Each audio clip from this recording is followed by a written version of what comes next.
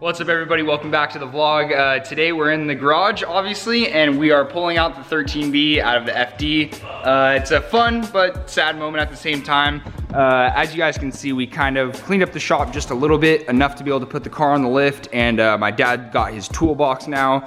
So super legit setup with snap-on tools and everything. He hasn't had this in like 9 years. So it's been like Christmas the past 2 days of him looking through everything. Yeah, but we got like a little floor mat set up, cleaned off our little tool cart. So while we're working on the car, we can set all of our tools on there and not lose them, because I can't afford to replace those. So that's looking all good, and we have a good workspace to keep everything clean and organized.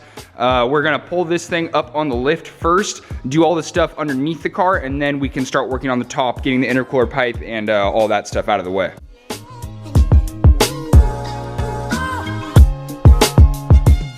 First thing first is we need to drain all of the fluids. So obviously drain the radiator of the distilled water, oil out of the motor, and all of the fluid out of the transmission. And then after that, we can start pulling the exhaust off and doing all that good stuff. There it goes. Okay, hop down. Oh, hop down. Oh, yeah, there it is. That'll be good for the camera. That was great.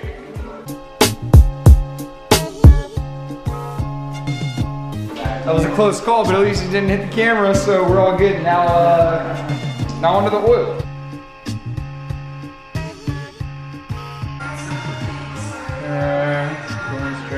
All right, so we just got the transmission drain plug off, and it has a slight little magnet on it so you can check all the little metal shavings and make sure there's no chunks, just to be extra safe that I didn't damage the gearbox when I went testing. But as you guys saw, I didn't get too many runs. So that looks great. That's totally normal right there. As long as you don't see chips and chunks, it's normal to see a little bit of from gear mesh as gears wear in, and that looks great. Yeah, so that's a plus. Now it's time to drain the oil on the motor.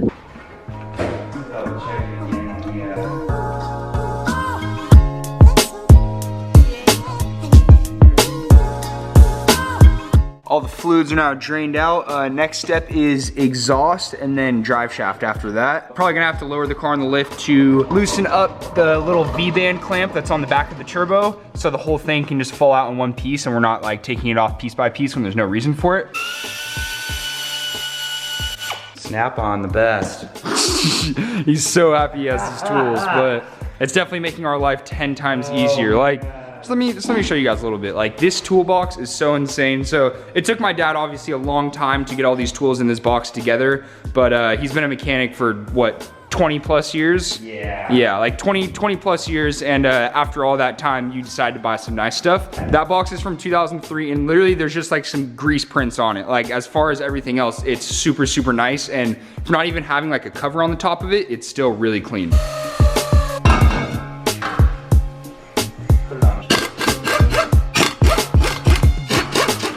So I do not recommend this at home, guys. Do not roll your car on a lift, but it's what we have to do. Almost, there we go.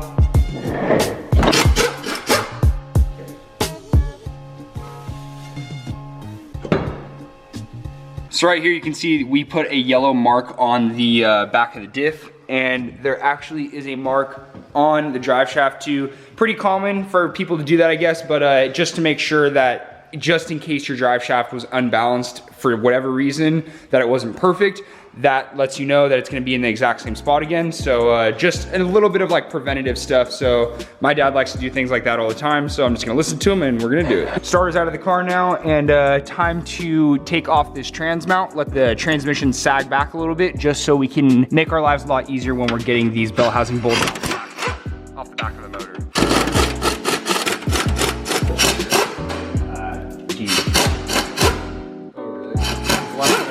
Trigger on the pistol. Okay, knock him down. All right. All right, I got this now. You don't have to hold so much, Jace. Okay, got it. Mr. Jacksonfield helping pull out the trans. Behind the scenes shot. But yeah, so transmission is out, drive shaft is out, exhaust, starter, pretty much like this part of the drivetrain is done. And what are you thinking now, Dad? We're gonna pull, we'll go up top and make sure, you know, we don't damage anything by unhooking this and letting it hang. But we'll take off the turbo manifold yeah. and the turbo. So we'll get to those bolts right now. Slide that thing probably through the top because we still need to unhook some vacuum lines and then start disconnecting all the stuff up there. Also real quick, I'd like to give a shout out to Action Clutch. This clutch is amazing and super strong. As you can see, I use it in my car and I definitely do not treat my car very nicely. So if you guys need a clutch, make sure you hit up Action Clutch. I'll have the link to their website in the description. Now it's time to take off the intercooler piping. I've talked about these Wiggins clamps before. So you just like twist this thing around, pop this off, these little teeth, and then just like that, and then the whole pipe can slide out. And then this is what actually keeps the intercooler piping sealed so you don't get those boost leaks or anything.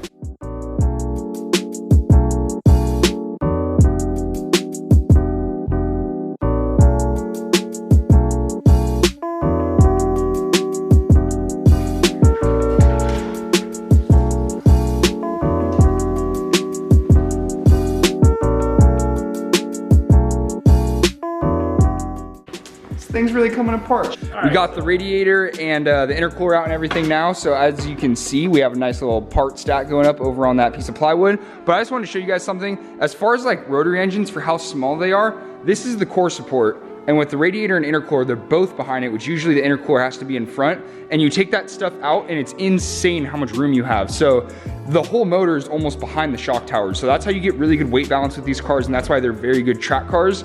But we're getting pretty close to getting most of the stuff pulled apart, and then we can start messing with trying to get the engine out.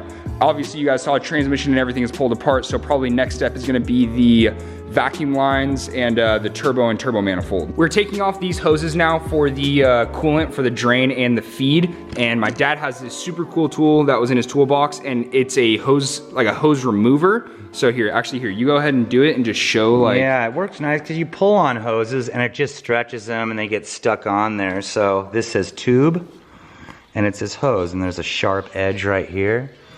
And so you put the hose side against the hose, and it works really good. It just pops it pushes right them off. off, and you don't end up stretching the hose out. That was so fast. I need you to do the other one because I didn't even. Sorry. Like... Let's see if that one.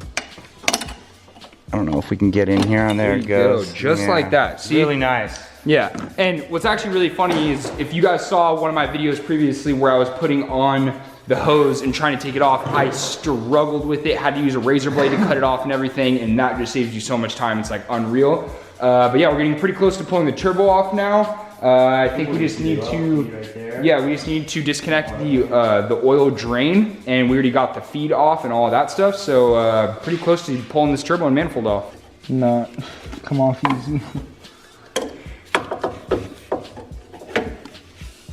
This thing's gonna be a struggle to get off, so I'll let you guys know when it's off.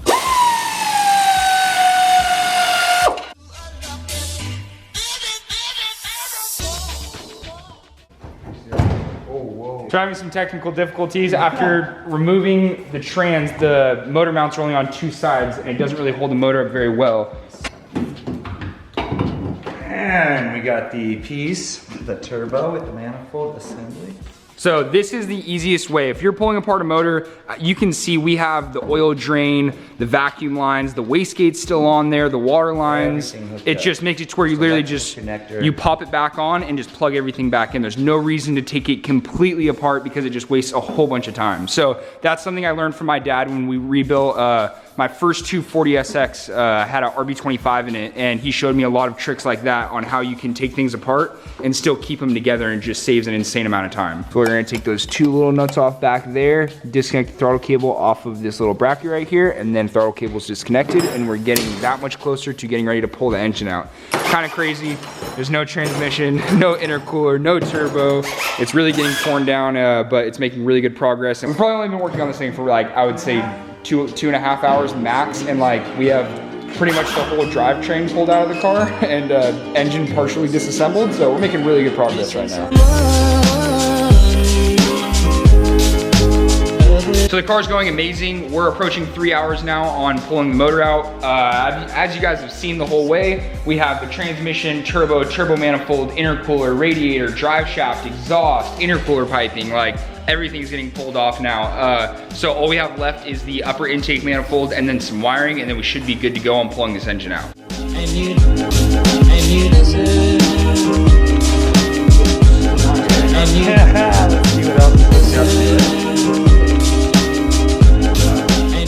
So we got the upper intake manifold off and everything now, and now we can see all of these wires. So there's a couple engine grounds, a water temp switch, and then the harness with the pigtails for the injectors. We're gonna pop all this off, and then it goes right through this loom back here, and then we can just fold this over and not have to pull the ECU or anything out. And just, like I said, the whole thing that we're trying to do is make this as simple as possible and as easy to put back together. So we try and keep everything together if we can.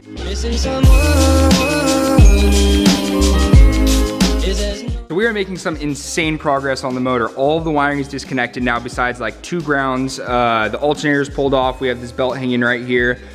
Something that we did is we labeled the whole harness. So my dad knows where things go back together, but just to be safe, we wanted to make sure that we labeled everything, because rotary motors are so touchy that if you have one thing wrong, you potentially could blow another engine or hurt the motor. Right, if you switched a coil connector. Yeah, that's literally what happened. A coil wire unplugged on the motor, and that's what caused it to get hurt and blow the core and seal out. So we made sure that we labeled all of these, a little bit dirty, but should be good enough. We can still read them, obviously, perfectly fine. But every single wire has a label on it. Even a couple wires that aren't used, we put not in use, just to make our life. Yeah, all the injectors are labeled, like injector number 1, 2, 3, 4. On a regular combustion engine, not a rotary, you know, you mix up, you know, I mean, usually everything falls in place, but it's a custom harness, everything's the same length.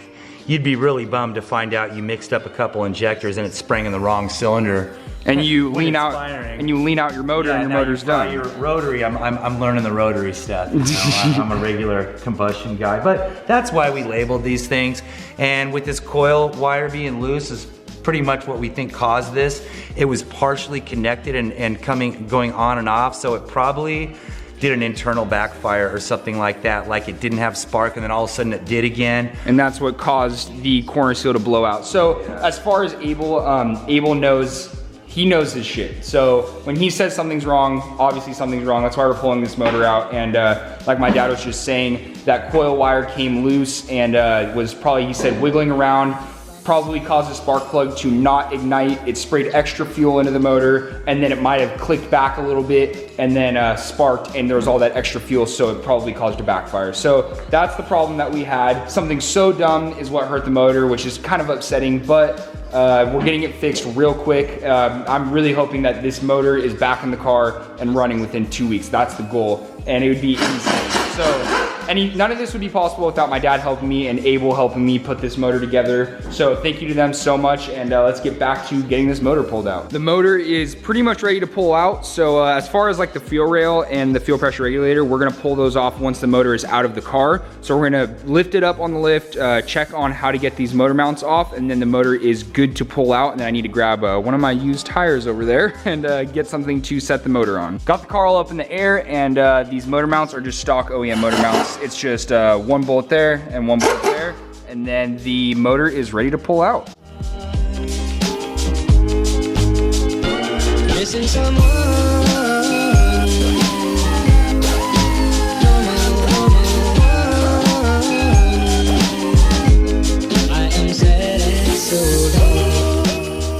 So we took the intake manifold off with the fuel rail, the fuel pressure regulator, and the lines and everything. Just like I said earlier, it's just to make things way easier when you go to put it back on, because if you took all this off piece by piece, you're adding an extra 35 minutes to your reassembly. Even though the motor is now finally ready to be pulled out. So my dad has this really cool engine hoist snap-on thing. I don't know, what do you even call it? What do you call it? I guess it's the engine. It's like an engine lifting chain. Yeah. But this one's a steel cable. It's got real nice thin ears on it. And what's cool is you can shift the weight of the motor. You know, kind of like the ones where you crank and there's a rod, which we have sitting over there. But when you put weight on it, it binds up, and then you can de-weight it and shift it over, and it will kind of stay there. So we're gonna pull this thing out. Hopefully everything goes smooth. And over here, this is the current update on our pretty much, oh yeah, Flamin' Hot Cheetos. But this is the update on our little, like, I don't know, parts board, I guess you could say. But everything is very nicely organized. Upper intake manifold, lower intake manifold, transmission, then drive shaft. Like, everything is stacked very well. We have all the bolts next to each other. So once we get done with this and we get the motor pulled out, we're gonna get some plastic bags, label all the bags so we know where all the bolts go.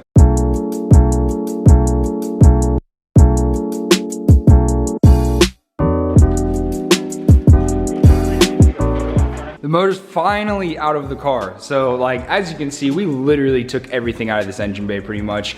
But the motor's out now. There's a few things more that we need to strip down. We need to pull the motor mounts off of it. Probably the water neck, obviously like the oil filter, and I'm gonna call Abel really quick, see if he wants me to take off this power steering pump and all of that stuff.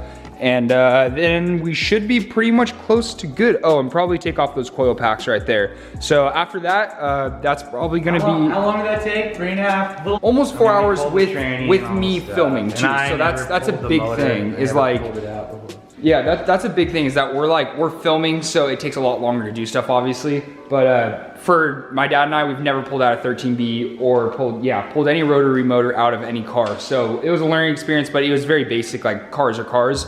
But yeah, the motor's out and I'm super hyped. It was faster than I thought, longer than he was thinking, but I'm excited that we got to do all of this in one day.